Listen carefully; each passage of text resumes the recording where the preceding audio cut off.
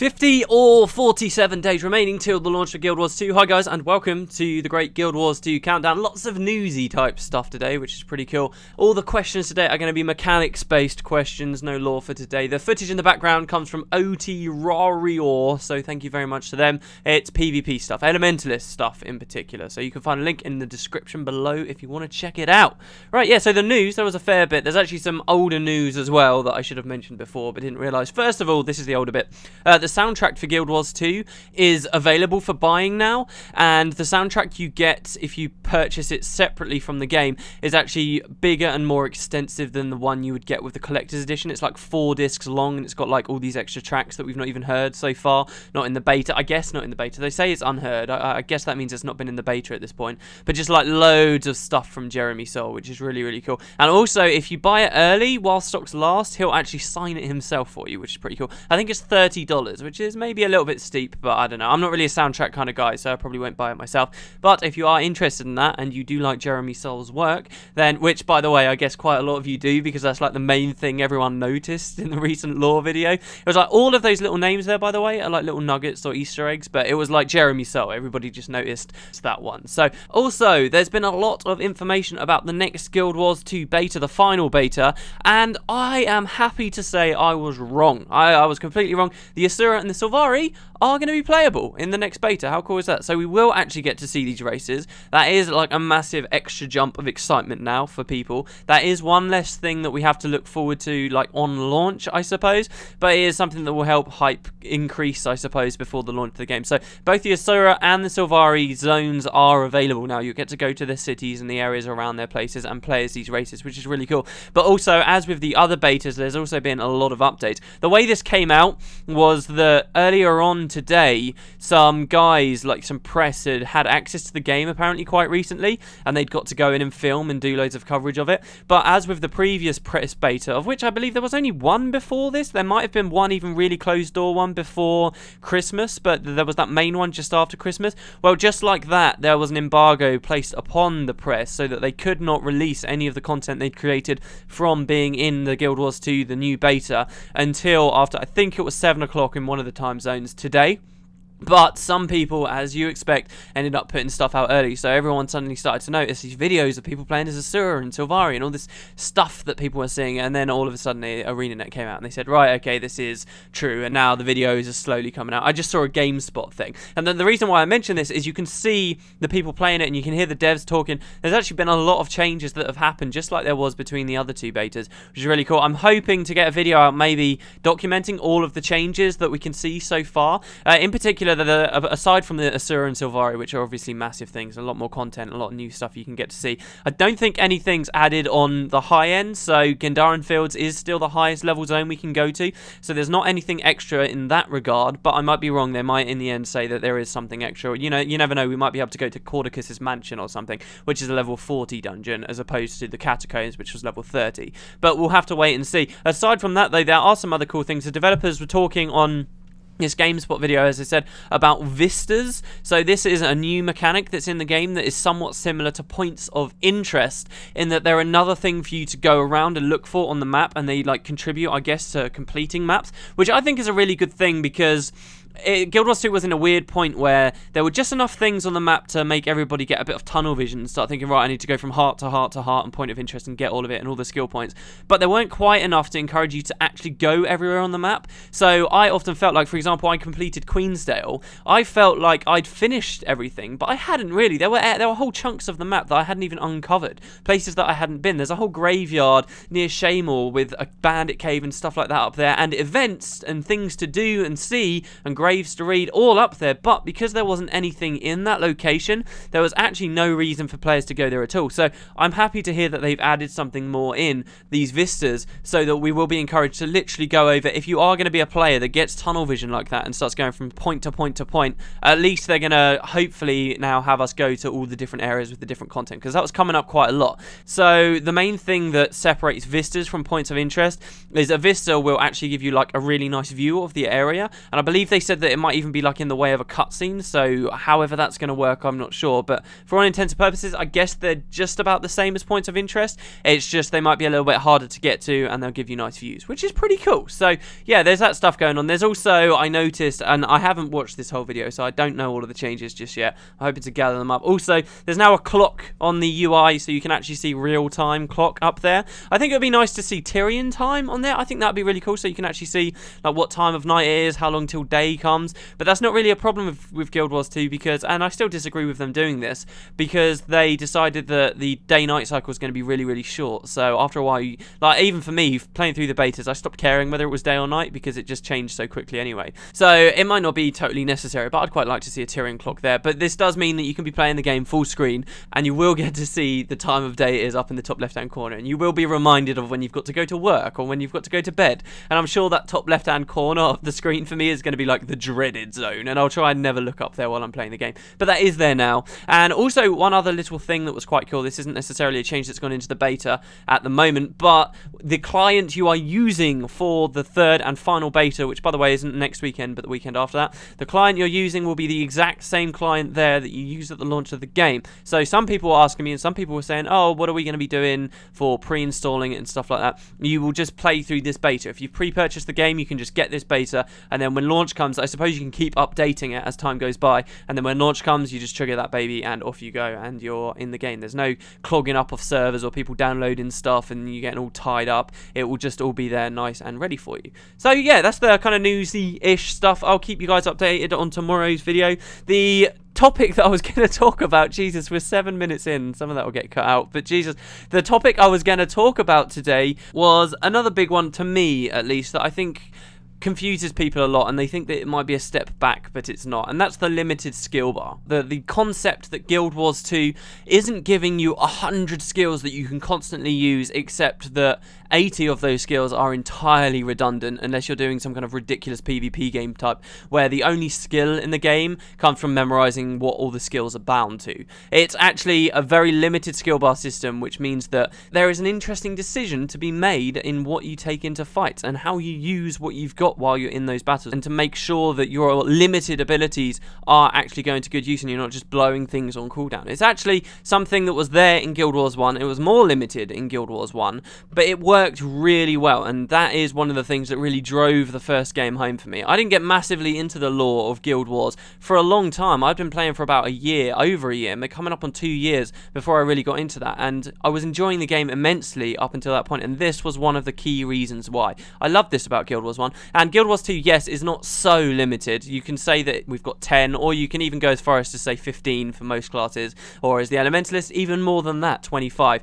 But at the end of the day, I think that's now expected, considering that the game is now no longer relying you to be in a team to complete all content. They have just essentially given you an extra skill so that you can always heal yourself, and an extra skill to make sure you've always got some kind of powerful finisher, the elite skill, which is cool. So I think at the moment it's one of those things that was a bit of a hallmark of Guild Wars 1. Like at the time when Guild Wars 1 came out, no MMOs were doing this at all, but now people don't talk about it so much, but it is really a very good, awesome thing that the game is doing, and I don't think we should forget it. So that is the topic for today. You can find more information in the description below. Right, on to the questions. As I said, mechanics questions for today. The first one's from Greg25851. Why do so many people do that on YouTube? Like, just put, everyone today has got numbers after their name. It confuses me. I mean, really? I wouldn't even remember what the numbers were if I did that. Anyway, hey WP, I was wondering if they'll implement more special profession-based abilities for environmental weapons, because the only one I've seen whilst playing in the betas is if an elementalist picks up a boulder that he or she can turn into a meteor,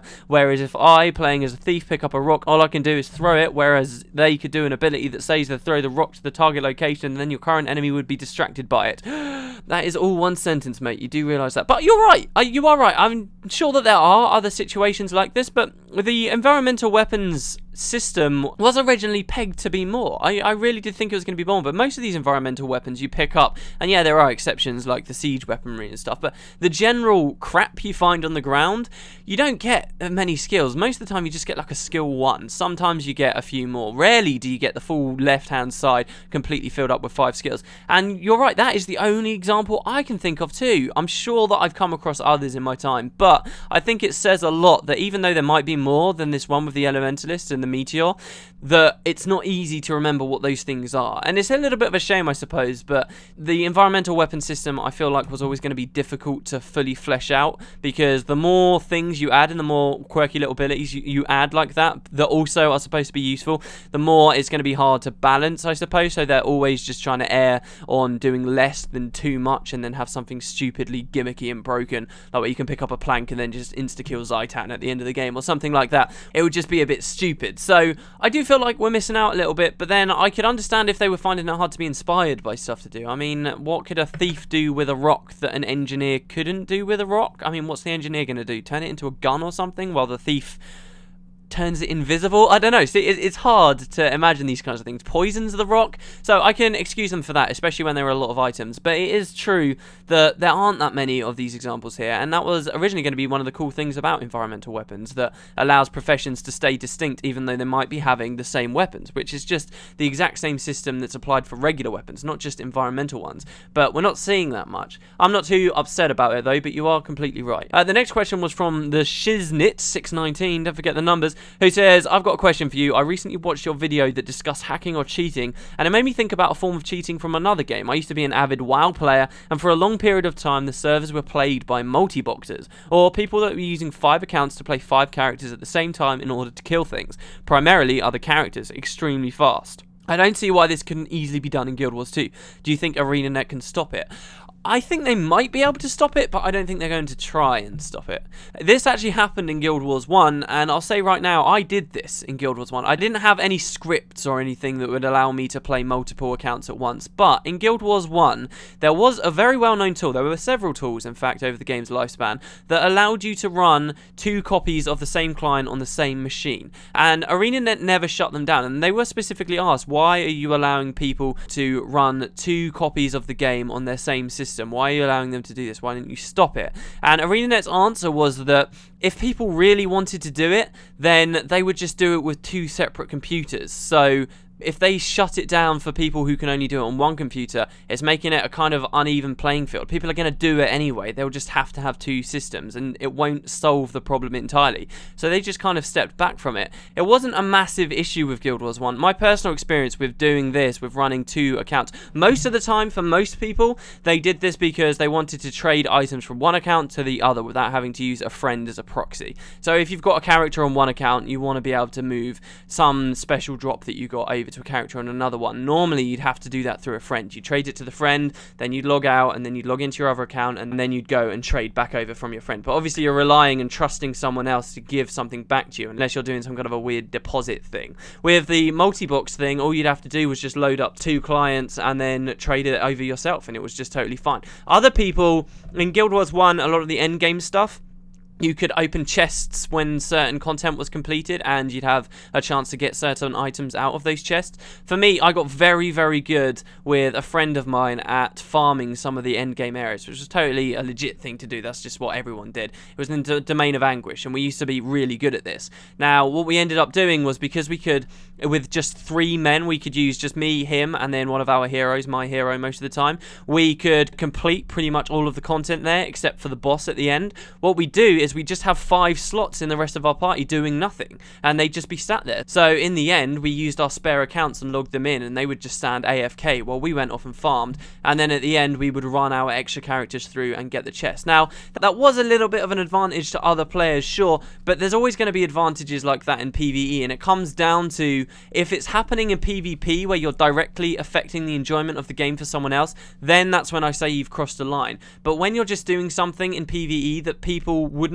ever know about or ever be affected by unless you told them, and then they're just going to feel like they're missing out, to me that's not so bad. And I think we'll have the same situation in Guild Wars 2. In PvE they've built so much to make sure everyone can be sociable. I can't quite see how doing this kind of thing is going to cause massive problems unless there's going to be one guy that starts pulling off some stupid exploit and then he causes massive inflation and he holds most of the wealth in the game. If that happens, then we'll talk again. But for now, I don't think ArenaNet are that bothered by it because they weren't in Guild Wars 1, and we'll just have to see how things go. But I can't see at the moment how it would be a massive problem, unless, as I say, it starts to affect PvP or World versus World. But we'll see when we cross that bridge.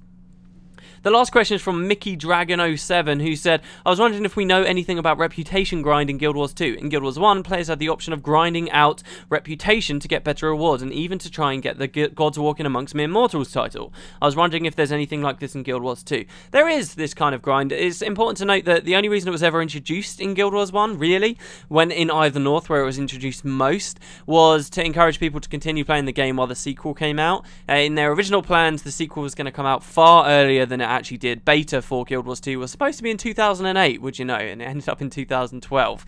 But the idea there was that Eye of the North didn't really have as much content as the full-fledged campaigns that preceded it had. So ArenaNet added this reputation stuff so that people could complete this optional grind to get extra titles and extra points and stuff like that. Guild Wars 2, I'm sure they'll stick with the same thing. A lot of people started to complain when Guild Wars 1 got older and they literally had nothing else to do except the grind. Then they started complaining and saying, oh, it's mandatory to grind, there's no reason to play the game without grinding now. And I think that's a line that people often cross, and they shouldn't really. Just because you've completed all of the content in the game and now grinding on these titles is the last thing for you to do, that doesn't mean that they've made it mandatory to grind. That's just the point where you have to make a decision and say, do I stop playing the game? Am I still having fun? And a lot of people forget to make that decision. They just keep playing while they're not having fun, and then they have the nerve to go and complain about it. Guild Wars 2 will have the same thing. If you like to grind, if you like having these optional things and these awards that you can get for putting in a lot of effort, they're not necessarily always indications of skill. They're usually an indication of the amount of effort you've put into something. I don't think that undervalues them in any way, might I add. That's another criticism people have of titles like this. If you want to do that, then the option is there in Guild Wars 2. One thing I would say, actually myself, they look a bit low, the caps. They look kind of low. Like, you could do it pretty quick. I mean, we've seen people getting right up into the last tier of these things just from the betas. I mean, it doesn't, to me, feel like then it's going to feel that great when you've maxed one of these things out, because it didn't take that much effort in the first place, and every man and his dog's going to have it, so why would you really care? I'd rather the caps be a bit higher, but hey, maybe that's just a placeholder beta thing anyway. Well, anyway, there you go, guys. That's the great Guild Wars 2 countdown for today. I've kind of had some weird opinions today. I wonder whether everyone will agree, but there you go. Thanks very much for watching, and as I say, tomorrow hopefully we'll know more about what's coming out in this next beta weekend event and the updates to the client, and we can talk more about that. Thanks very much, guys, and I'll see you tomorrow.